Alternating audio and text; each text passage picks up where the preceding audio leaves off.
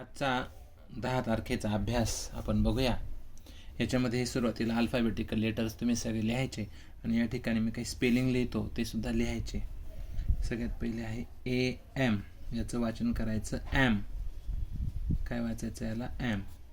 त्यानंतर A N, याचं वाचन काय करायचं? ॲन. पुढचं आहे ए टी, याचं वाचन करायचं ॲट. त्यानंतर आहे ए पी, याचं वाचन कसं करायचं? ॲप. त्यानंतर बघा ॲम शब्द वापरून कसे स्पेलिंग तयार होईल बघा. जॅम, बरोबर. त्यानंतर कॅम, त्यानंतर मॅम, नंतर होईल रॅम, RAM, रॅम. असा हा ॲम शब्द शेवटी जोडून असे स्पेलिंग तयार होतील. त्यानंतर ॲन, बघा ॲन पासून कोणते शब्द तयार होतील? मॅन. त्यानंतर आहे फॅन.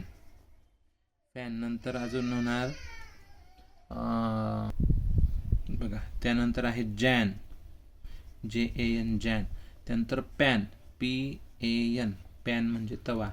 त्यानंतर आहे TAN, बरोबर ना. मॅन, फॅन, जॅन, पॅन आणि टॅन. हे ॲन शब्द मागे जोडला फक्त.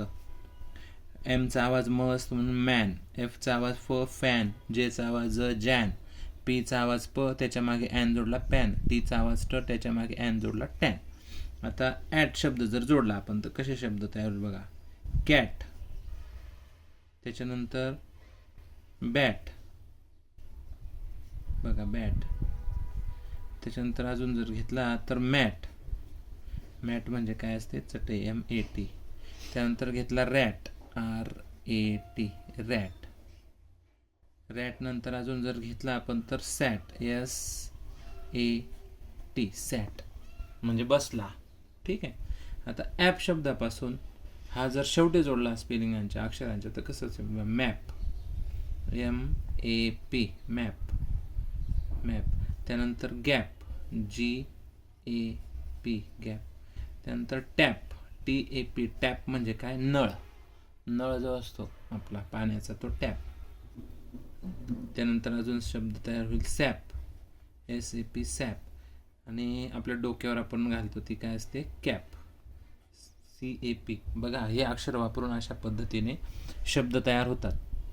ॲम पासून jam, cam, mam, ram. An शब्द जर जोडला तर man, fan, jan, pan, tan. At शब्द जोडला कॅट, बॅट, मॅट, रॅट आणि सॅट. AP याला वाचायचं कसं? ॲप.